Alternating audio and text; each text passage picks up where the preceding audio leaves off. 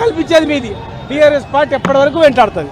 రాజభద్రత కల్పించాలి, ఇచ్చినటువంటి మాటను నిలబెట్టుకోవాలనేటువంటి నినాదంతో 2 కోట్ల తెలంగాణ బీసీ ప్రజానీకం ఇచ్చినటువంటి బంధు పిలుపుకు ఎస్సీ ఎస్టీ సంఘాలతో పాటు అన్ని వర్గాల ప్రజలు సంఘీభావాన్ని వ్యక్తం చేసి విజయవంతం చేస్తున్నటువంటి తీరుకు వారందరికీ కూడా శిరస్సు వంచి హృదయపూర్వకమైనటువంటి అభినందనలు, ధన్యవాదాలు తెలియజేస్తా ఉన్నాం. 42% రిజర్వేషన్లు అమలు చేస్తామని హామీ ఇచ్చినటువంటి పార్టీ కాంగ్రెస్ పార్టీ. దేశానికి స్వాతంత్రం వచ్చిన తర్వాత సుదీర్ఘ కాలం పాటు దేశాన్ని పరిపాలించినటువంటి పార్టీ, అనేక రాష్ట్రాలను ఎక్కువ కాలం పాటు పరిపాలించినటువంటి పార్టీ.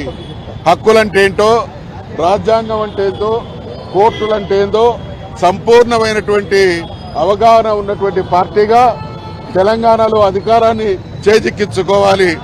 కేసీఆర్ నాయకత్వాన తెలంగాణ రాష్ట్రం సాధించబడి 9.5 సంవత్సరాల కాలం పాటు ఒక బంగారు బ్రహ్మాండమైనటువంటి పరిపాలన కొనసాగించబడుతూ ఉంటే ఏ రకంగానైనా కూడా అధికారం చేజిక్కించుకోవాలంటే బీసీల ఓట్లు కొల్లగొట్టడమే ఏకైక పరిష్కార మార్గం. కాబట్టి ఆ రోజు ఆ హామీనిచ్చి మరి అధికారంలోకి రావడం జరిగింది.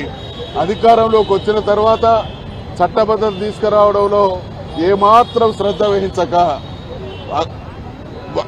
డొంక తిరుగుడు మార్గాల ద్వారా ప్రయత్నాలు చేసి చివరికి అన్ని వర్గాల చీత్కారానికి గురి అయి కోర్టులు కూడా అడ్డుకుంటున్నటువంటి పరిస్థితులలో మరి బీసీ సమాజానికి సంబంధించినటువంటి బీఆర్ఎస్ పార్టీ నాయకులుగా మేము డే 1 నుంచి ఒకే మాట, ఈరోజు ఎవరేం మాట్లాడినా ఈ 42% చట్టబద్ధత రావాలి అనంటే ఏకైక పరిష్కార మార్గం తమిళనాడులో ఆనాడు జయలలిత సాధించినటువంటి విధానం, అనుసరించినటువంటి వైఖరినే మనం ఆదర్శంగా తీసుకుంటే తప్ప పరిష్కారం సాధ్యం కాదు అనేటువంటి విషయాన్ని స్పష్టంగా చెప్పడం జరిగింది. ఇవాళ అన్ని పార్టీలు కూడా మా విధానాన్ని ఏకీభవిస్తూ ఉన్నాయి. ఈ సందర్భంగా దేశంలో ఉన్నటువంటి 2 ప్రధానమైనటువంటి పార్టీలను మేము డిమాండ్ చేస్తా ఉన్నాం, హెచ్చరిక చేస్తా ఉన్నాం.